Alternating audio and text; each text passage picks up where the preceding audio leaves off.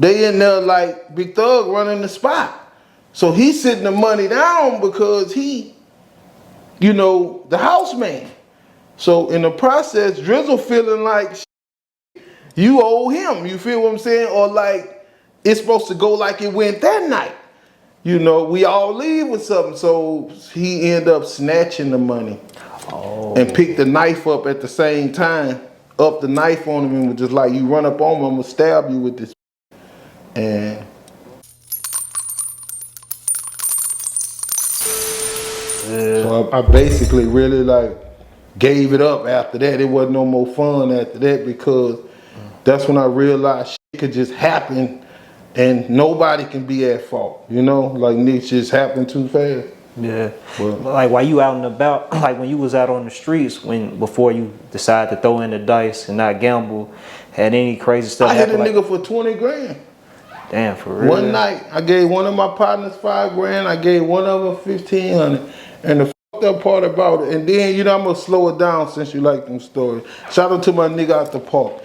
But he was the nigga was from the park. Parktown, that's in Baton Rouge, you know. So my partner, Big Thug, he had in some kind of way, Jeff let him run the little gambling spot that he had on the corner. You know what I'm saying? Free Jeff. You heard me? Rest in peace, Big Thug. You heard me? Rest in peace, Young Drizzle. That's crazy, bro. Like, it's just free him, rest in peace him. But, you know, it's facts. So, like, my partner from the park come over there, he won't gamble. So, but he wanna like think he gonna cheat. But like I say, I'm good without cheating. So I'm like, nigga, no cheating. No cheating. No slicking, no setting. Just shaking and rolling. So we shaking and rolling. I bust his ass up for about 10 bands. A nigga say, nah. Big Thug and Drizzle, they hype. They ready to call it a night, but they hype. And like I said, I'm a good nigga. Nigga say he coming back. I'm trying to give him some shake back. I'm waiting on him to come back. 2 or 3 o'clock in the morning, this nigga could come back with that, yeah, whatever, I don't give a fuck is up, but I'm just like waiting on him to come back. That nigga came back, well, like I thought, and this time he still had the band on the money. And they said 10,000, and it was just all hundreds. And before I know it, the whole table was full of hundreds. So my partner, Big Thug, this is one thing he used to do, like, he used to hit, like in the streets, we in motion, he'll hit, boom. And he'll tell me, you get that pot, and he'll tell another nigga, you get that pot, boom, boom, boom. But this will be his way of lacing us up, putting some money in our pocket, because we'll really just be rolling with him, you feel what I'm saying, struggling. So I was like, okay, now I got a chance to do it back, and we doing it for hundreds. I'm talking about the whole table full of hundreds. And I'm like, you get that pot, Drizzle, you get that pot. And then the nigga like, and then he get on the dice, try to cheat again. So now I know we all got pots of hundreds at his ass, and they his hundreds. So, you know, I was like, shit. But they was kind of like giving it back to him because they wasn't feeling it. And I'm really telling them to stay out the way. But they wanted to shoot and try to bet like we betting and shit. So, but I ended up finishing him off decent. And I really didn't give a fuck how he felt. And because I gave him money back and all that, and I still like, plus my money, I hit him for about 20 bands. And I was so proud because of the niggas that was with me, because Big Thug was Mr. Bulletproof, but I was Mr. Bulletproof that night. And so, you know, I'm like, okay, look, what we gonna do? All right, we're gonna do this. So I'm like, here you go, Big Thug, 5 bands. Well, really 48 because he had some himself. Boom, boom, boom. Here you go. Drizzle I just gave him 1,500 because he still ain't had nothing. He a knucklehead. He kept, every time he got a few hundred, he betting it all back to the nigga. So I'm like, okay, here you go. So I felt good about myself. So I went back into the rap life after that because, like I said, I had a little leeway. Now I could just spin without, you know, having to scope. So I went back into the rap life. And just by me going back into the rap life, Drizzle came back and robbed Big Thug with a knife. The dude you got a 1,500? Yeah, like both of these, Drizzle like my son, Big Thug like my brother. So it's like, we like family. Well, I'm trying to keep us like family.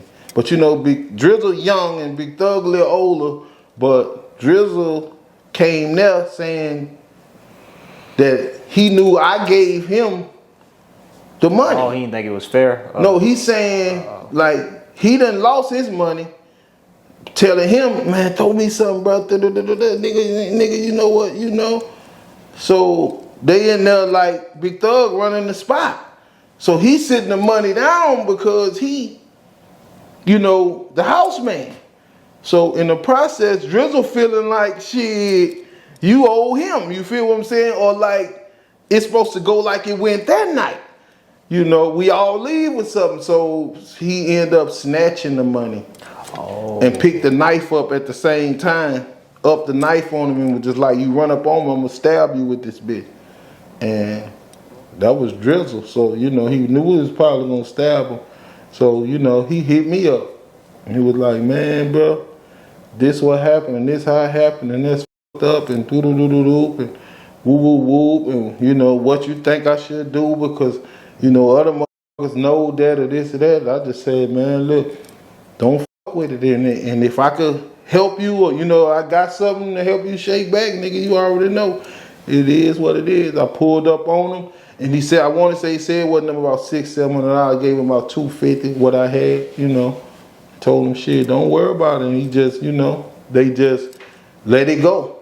Cause, you know, Big Thug was the type of nigga that he could take shit like that. You know, like, you know, some real niggas know how to revolve by letting certain shit, you know, go. You know what I'm saying? So, yeah. What happened? So, I mean, I'm curious to know, man, like in that type of lifestyle, reputation is very important. And other people seeing this, like you mentioned, some people can let that type of stuff go, but there's that, like, put a chink in your armor or kind of stain your name to a certain extent when people witness stuff like that happen.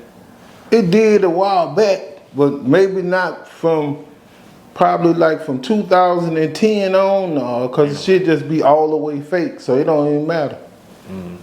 You know, the motherfucker kill you, call the police, so, you know, like, you know, you don't know what to expect now, you just got to stay out the way. Yeah. Duck that shit. Yeah, nah, and man, you done made it to this point. You done mentioned, like you said in this interview, our last conversation, not to just keep going back to that, you mentioned like multiple people, dog, that was either like locked up. A lot of them was deceased. Right. A lot of people you mentioned in our last. And that's another reason why I feel like I should have been in Detroit or back in Detroit, because like all the people I grew up with in Baton Rouge, they dead or in jail or had to switch up to still be relevant, you know? So it's like, shit, if y'all gotta hate me to be accepted or be loved by somebody else, or, you know, you gotta allow me to make somebody else happy or some shit like that, I just stay out y'all way so y'all can all be together. You feel me? Yeah. Like you can be on the other side full time. You don't have to think you can switch back up. You feel what I'm saying? Play the fence. Right.